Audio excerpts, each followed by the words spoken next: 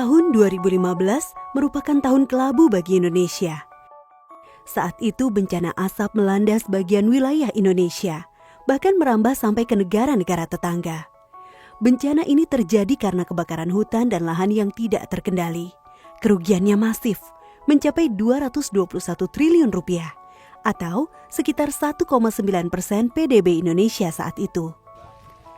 Kebakaran lahan dan hutan masih berulang di tahun 2019 lalu. Kali ini kerugian mencapai 73 triliun rupiah atau sekitar 0,5% PDB. Karhutlah banyak terjadi di lahan gambut yang di Indonesia memang sangat luas. Lahan gambut yang berfungsi sebagai penyimpanan cadangan karbon memang rentan terhadap kebakaran.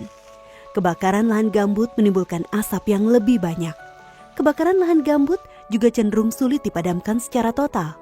Faktor penyebab kebakaran itu bermacam-macam, mulai dari pembukaan kanal yang mengeringkan lahan gambut hingga pembakaran dengan tujuan pembukaan lahan.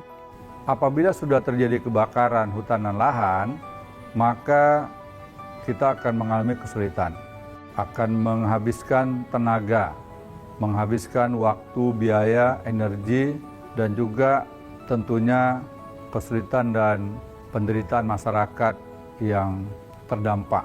Yang paling penting memang menjaga agar gambut tetap basah. Dan itu harus dilakukan sebenarnya pada saat musim penghujan gitu. Jadi sebelum masuk pada musim kemarau.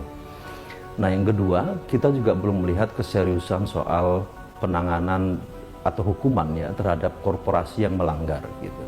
Jadi penegakan hukum masih belum memberikan efek jera, selama ini hanya memberikan efek kejut gitu.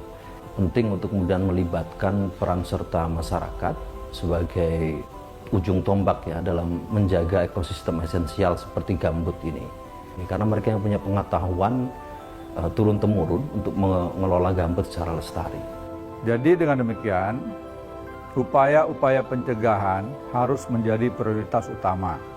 Ya, sekali lagi, pencegahan harus menjadi prioritas utama.